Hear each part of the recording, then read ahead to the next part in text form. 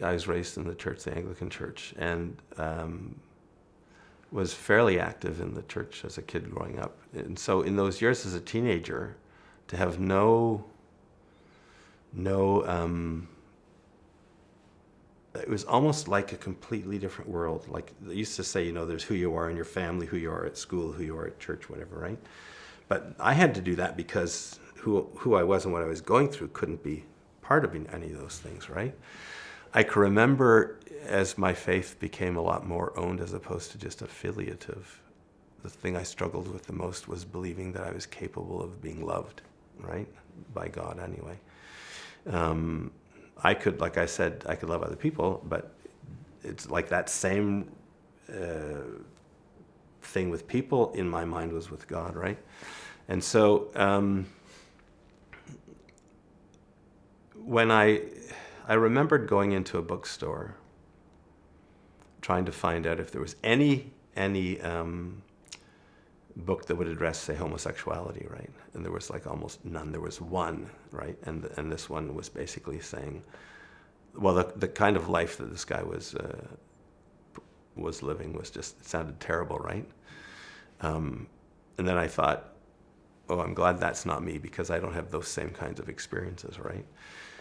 And then I don't even know how, but I ended up getting into a couple of different authors. One guy named Henry Nouwen, who suddenly talked about seeing old Jesus as a broken healer, right? So the assumption is that he's broken to begin with, right? And I'm thinking that I didn't really see him like that. And like the picture of Jesus that he painted was not the one that I'd been keeping.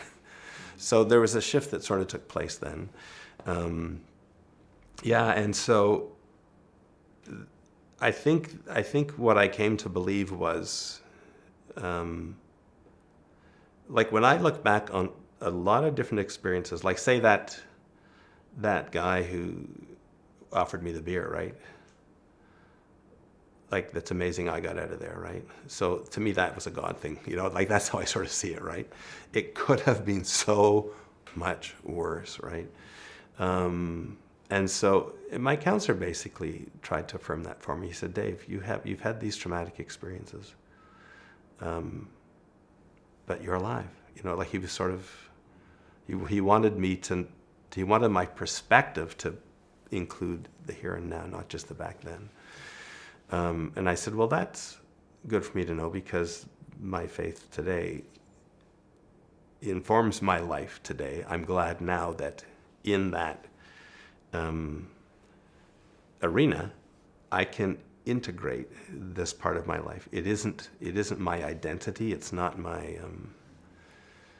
It doesn't have to be expunged before I can come forward into the church, whatever. But so my on my Facebook page, when it's is it Facebook or is it Twitter? Oh yeah, Twitter. It just says wounded sojourner. That's how I see myself, right?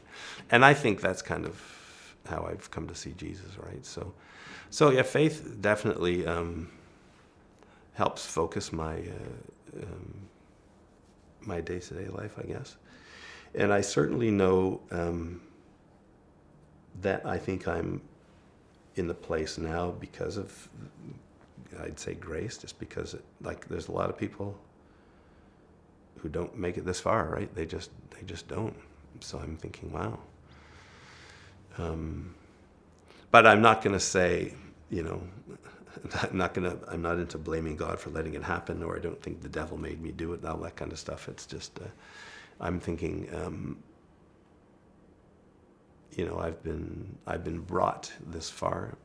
I'm not going to be worried about where I'll be brought next.